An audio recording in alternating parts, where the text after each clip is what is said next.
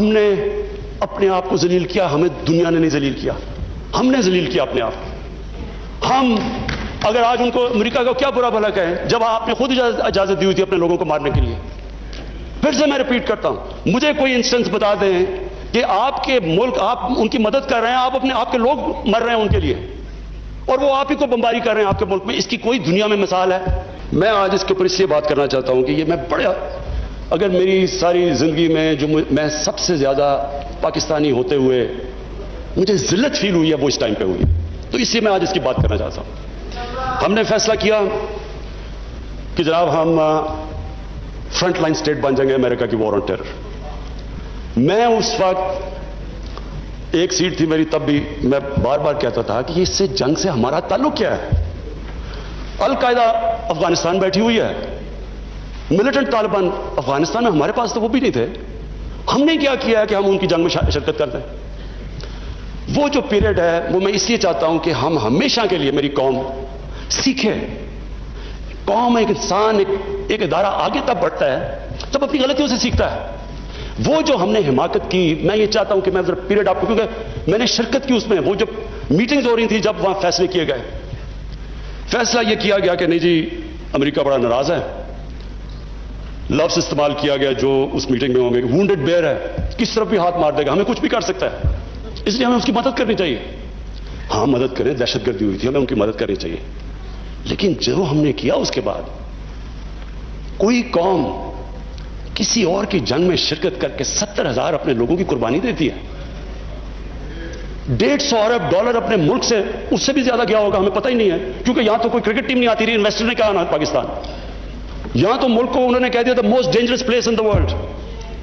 तो हमने जो वो कहते रहे हम करते गए। एक टॉमी फ्रैंक्स, उनका कोई जनरल था, उसकी किताब मैंने उसमें एक सेंटेंस पढ़ा, उसने कहा कि we knew Musharraf was vulnerable so we kept pushing him.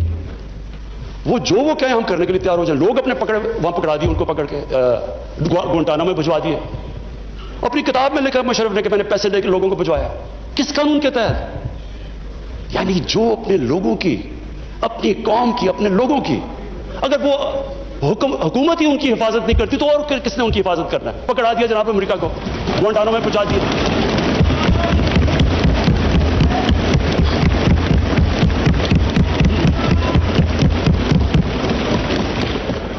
और यहां रुकी रही बात, कबायली इलाके में जी, वहां तोरा बोरा के बाद उनके थोड़े से अलकायदा आ गया।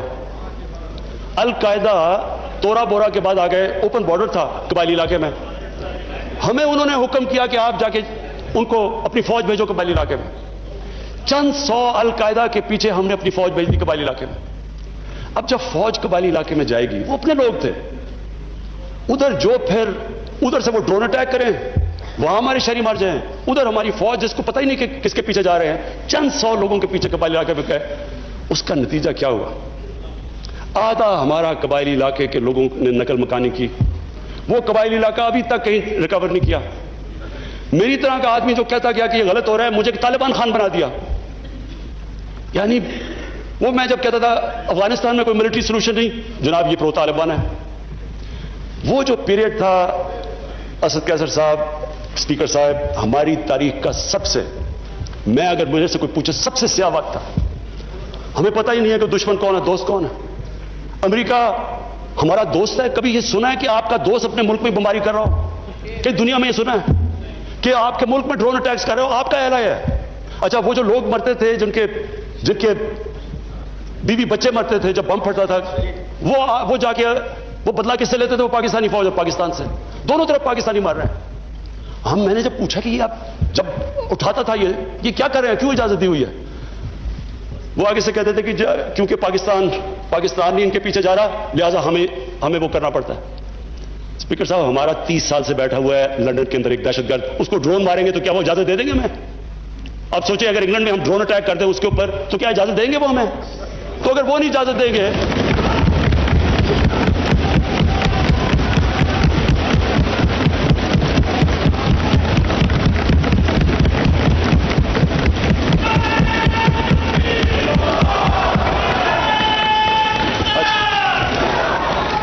स्पीकर साहब, अगर वो इजाजत नहीं देंगे तो हमने क्यों इजाजत दी? क्या हम सब ह्यूमन हैं? हम आधे इंसान हैं, या क्या हमारी कोई वैल्यू हमारी जान की नहीं जो उतनी की?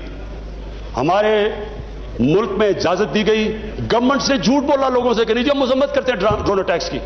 जिल्लत देखें क्या है कि पहले उनको इजाजत दे रहे हैं और इतना हौसला नहीं है कि पब्लिक को कहे कि हमने इजाजत दी हुई है, मजम्मत कर रहे हैं जी उनकी।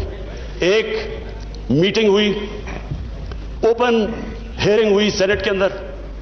उस मीटिंग के अंदर सेनेटर कार्ल लेवन पूछता है एडमिरल मलन से कि आप ये क्यों पाकिस्तान में ये ड्रोन अटैक्स करें जब पाकिस्तानी हुकूमत मजम्मत करती है। एडमिरल मलन ओपन हियरिंग के अंदर कार्ल लेवन को कहता कि हम पाकिस्तान हुकूमत की इजाजत से कर रहे हैं। वो आगे से क्या कहता? अब ये शेम की तो ये बात है, वो आगे से कहता है कि क्यों पाकिस्तानी हुकूमत सच नहीं बोलती अपने लोगों से, क्यों दोगली है। और ये ओपन, स्पीकर साहब, ये ओपन कैबिनेट सेनेट की हियरिंग पे जो पब्लिक के अंदर होती है उसमें ये हो रहा है। हमने अपने आप को जलील किया, हमें दुनिया ने नहीं जलील किया, हमने जलील किया अपने आप। हम अगर आज उनको अमेरिका का क्या बुरा भला कहें जब आपने खुद इजाजत दी हुई थी अपने लोगों को मारने के लिए। फिर से मैं रिपीट करता हूं, मुझे कोई इंस्टेंस बता दें कि आपके मुल्क, आप उनकी मदद कर रहे हैं, आप अपने आपके लोग मर रहे हैं उनके लिए, और वो आप ही को बमबारी कर रहे हैं आपके मुल्क में। इसकी कोई दुनिया में मिसाल है? नाज़रीन कराम, आपने वीडियो देखी इमरान खान की माजी में की गई असम्बली में तकरीर आज वायरल होगी। इमरान खान ने असम्बली में खड़े होकर कहा था कि किसी भी मसले का हल जंग नहीं बल्कि मुज़ाकरात है।